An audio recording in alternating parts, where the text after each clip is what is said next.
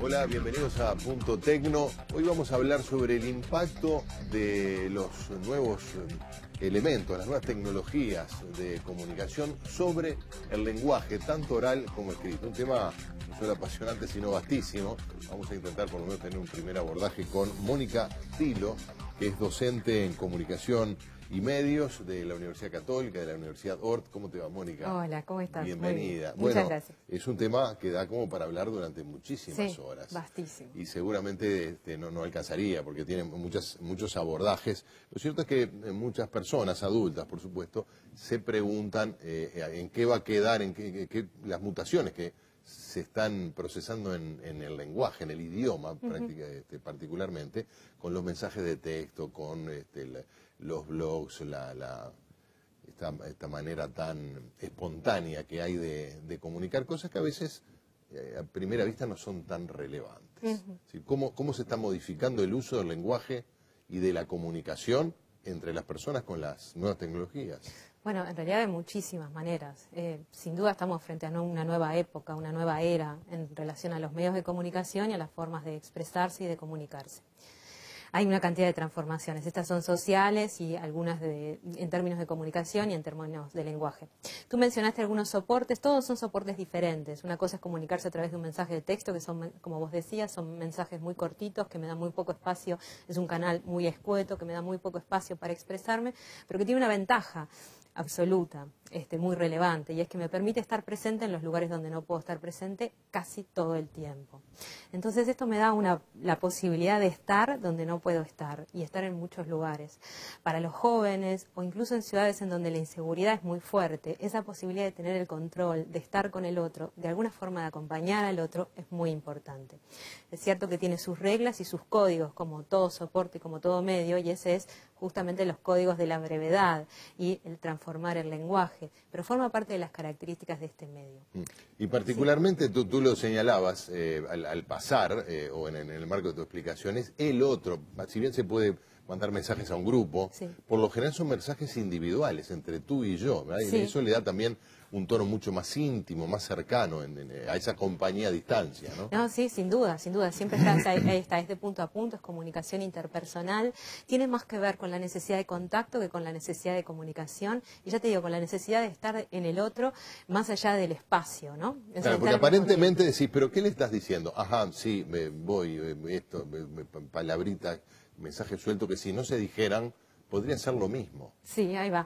Pero sabes que en comunicación hay una función, ¿no?, que es como la señal de ajuste en la televisión. Es decir, el canal está abierto y se envía un mensaje para que uno sepa que ese canal existe. Claro. Exactamente. Bueno, muchas de las funciones de estos mensajes, de algunos de ellos, es simplemente saber que el otro está. Hay algunas investigaciones interesantes, por ejemplo, en México, en la Ciudad de México, ¿no?, en esa vorágine tan salvaje y tan difícil de convivir, en donde los mensajes de texto son imprescindibles para mantener unida una familia que no se ve durante todo el día y no sabe qué es lo que va a pasar en la ciudad. Por lo tanto, muchos de los usos de la comunicación y de los medios tienen que ver muchas veces con las sensaciones de inseguridad, a veces más que con la necesidad de comunicación. Claro, pero algunos adultos tienen, presumo que docentes principalmente, tienen miedo que los chicos, los jóvenes, terminen creyendo que ¿por qué va con X y con K? Sí, es posible. De lo que hablamos en realidad son de las nuevas alfabetizaciones, que tienen que ver con los mensajes de texto y también con Internet. Y es cierto que la relación con la palabra escrita es diferente que un par de generaciones atrás, que de repente para nuestra generación. Es cierto, bueno, los docentes universitarios nos quejamos todos de que los estudiantes no saben escribir, pero la realidad es que es cierto, les cuesta expresarse en la escritura, en un parcial, en un examen, en un obligatorio, pero cuando tienen que usar la cámara o tienen que usar los artefactos de Internet, son expertos y de hecho nos superan a nosotros. Entonces quiere decir que hay alfabetizaciones nuevas maneras de expresarse que no pasan puramente por lo analógico de la palabra escrita. Por eso me gusta rescatar en realidad la posibilidad de expresarse por otros medios. Porque en realidad si lo tomamos en el contexto de lo que ha sido el largo caminar de la humanidad, desde que, bueno, vaya a saber cómo fue que apareció sobre la Tierra hasta el día de hoy, el reinado de la palabra escrita es extremadamente corto en el tiempo y además reducido hasta hace no tanto tiempo a grupos muy restringido de la sociedad, ¿no? Sí, sí, sin duda. Antes la comunicación era visual y oral, básicamente. Sobre todo, claro, de hecho las grandes religiones, ¿no? Las iglesias están basadas justamente en eso. Lo que pasa es que toda la cultura de Occidente está basada justamente en esa idea lineal del pensamiento que nos da la escritura. En este caso, en realidad nos estamos enfrentando ya hace varios medios, desde la radio en adelante, a una manera diferente de abordar el conocimiento y la realidad. O sea, no solamente escrita, no solo visual, sino que también oral, es decir, de multimedia. ¿No? Con multilenguaje. También es cierto que el lenguaje escrito permite el abordaje de conceptos abstractos de una manera mucho más honda de lo que permite otro tipo de comunicación. La visual sin duda, incluso la oralidad, ¿no? Ahí está, sí, sí. Por eso en general hablamos de esas nuevas alfabetizaciones y de lo multimedia, que de hecho no restringe ningún medio, ¿no? Y tampoco el soporte de la palabra escrita. Pero sí, sin duda, todos tienen sus características y sus ventajas, y todas son formas de expresión. Tú lo ves desde la universidad, y de alguna manera sentís que está afectando la manera de ya no solo de escribir, de comunicarse. Sí. ¿Esto cruza todo el proceso educativo? Sí, sí, sin duda, sin duda. Pero yo creo que en realidad lo que vemos es el nacimiento de una nueva etapa. Hay ahí una categoría que manejan algunos autores de los nativos y los migrantes digitales, ¿no? O sea, los migrantes digitales como aquellos que en realidad accedemos a las nuevas tecnologías habiendo tenido aprendidos otros soportes, y los nativos como aquellos que ya manejan estas nuevas tecnologías desde su nacimiento. Y bueno, están entrando en la universidad los nativos digitales, es decir, los que nacieron con Internet. Quiere decir que de hecho somos dos mundos y dos culturas que estamos intentando establecer un espacio en común para generar conocimiento. Creo que en términos generales, y porque el poder funciona así en una universidad, los estudiantes por ahora llevan las de perder, ganan en realidad la tradición académica. Pero es cuestión de unos pocos años, ¿no? Sí, yo creo que sí, hasta el momento en el cual se empiecen a generar conocimiento a partir de otros medios y otras lógicas. Creo que también es lo que sentimos que está amenazado, es el fin del paradigma de que la alfabetización, en el sentido de la palabra escrita, era el sinónimo de civilización. Ahí está. Es decir, hay la posibilidad de leer, de comunicarse por la vía escrita, para Occidente estaba asimilado a civilizarse o a modernizarse, ¿no? O a lo erudito, es decir, lo erudito en realidad pasaba justamente por el manejo de ese soporte.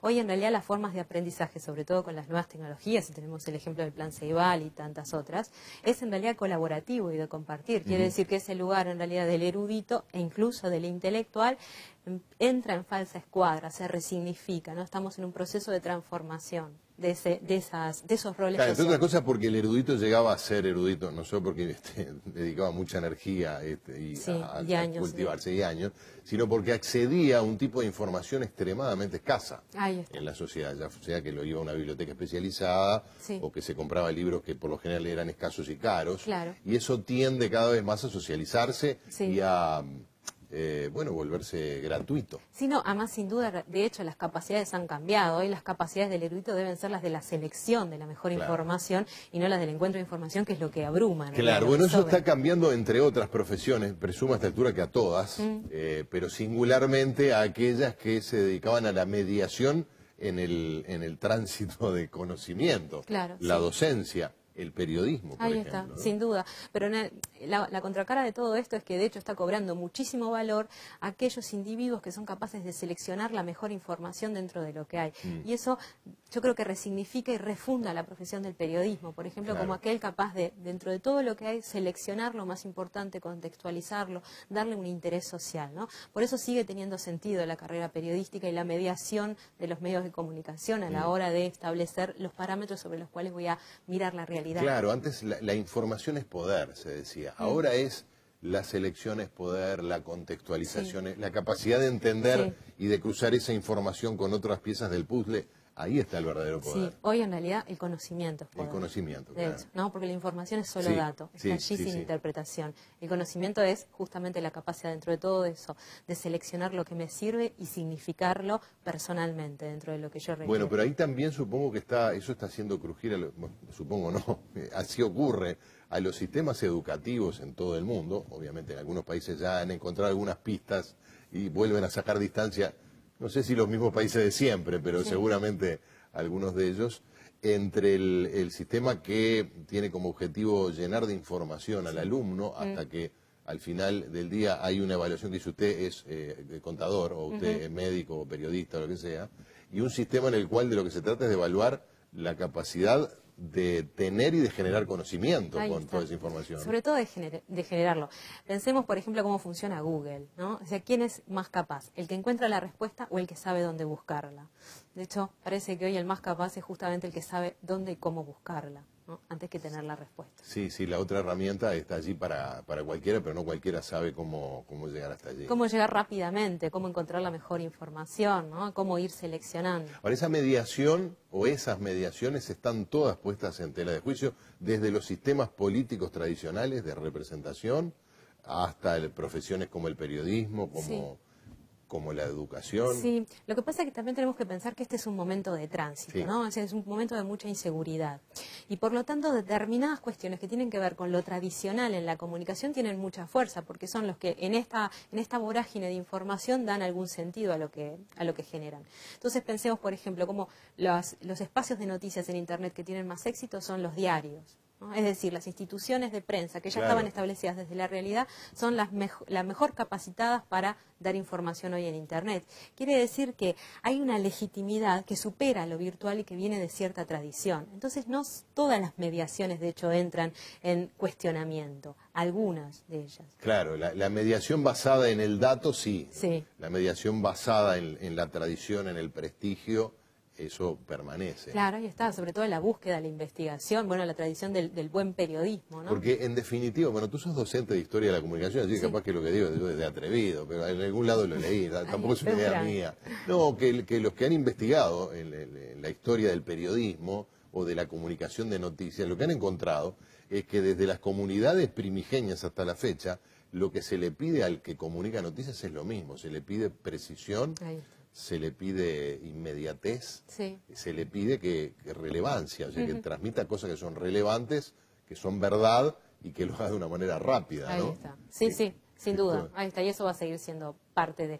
Lo que pasa es que han aparecido nuevos actores y esos nuevos actores tienen que ver con los ciudadanos o con los usuarios. Hoy, sobre todo Internet, me permite la posibilidad de que el usuario sea el propio generador de contenido y muchas veces lo que el usuario aporta entra dentro de la agenda pública de las noticias. De la agenda, sí, incluso de los medios, entre comillas, tradicionales. Sí. Yo recuerdo que me impactó muchísimo, ahora es de práctica cotidiana en todos los medios, ¿no? Si está bien o mal, quizás todavía en este momento de transición, vamos a ver en qué termina, ¿no? Puede terminar en cualquier cosa. Pero recuerdo cuando los atentados en Londres, en el metro de Londres, que no había cámaras, los canales de televisión no tenían cómo llegar, porque había un cerco policial, las imágenes que se difundieron eran de los teléfonos celulares de las propias víctimas o de los propios pasajeros que estaban dentro de las estaciones, ¿no? Claro, ahí está. Y esa Por fue un la lado- cobertura que todos vimos de esos atentados. Claro, sí, sin duda, ¿no? El llamado periodismo ciudadano, Claro. o el ciudadano que está allí y ahora con los medios, de hecho, puede registrar. Lo que pasa es que se dan dos tendencias que van en paralelo.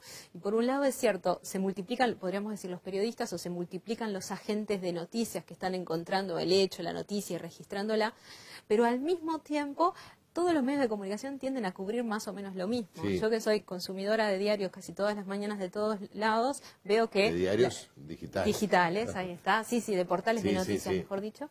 Veo que las noticias se repiten en casi todos y que Claro. más o menos van por el mismo lado. Entonces son dos tendencias interesantes, de una agenda que se restringe cuando Sí. los actores que registran la Ahí noticia hay todo otro tema que diversifican. otro día podemos dedicarlo exclusivamente, que es lo que se llama el periodismo ciudadano, ¿no? Que muchas veces de periodismo tiene poco y a veces ni siquiera parece que fueran buenos ciudadanos. Pero yo lo comparo con, aquí por ejemplo en la empresa hay desfibriladores y hay gente capacitada para manejarlos. Claro. No son médicos, pero en ausencia de un médico y ante la urgencia saben cómo están capacitados para hacerlo. Sin embargo, no hemos encontrado la manera de capacitar a los ciudadanos que tienen cámaras para registrar, sistemas para transmitir video, audio, texto, algunos criterios básicos para servir a la verdad o para servir a la comunidad que va a recibir esos datos. Sí, ¿no? o tener una idea sobre los medios, porque en realidad estamos demasiado acostumbrados, y sobre todo en Uruguay, que los medios pura y exclusivamente se consumen.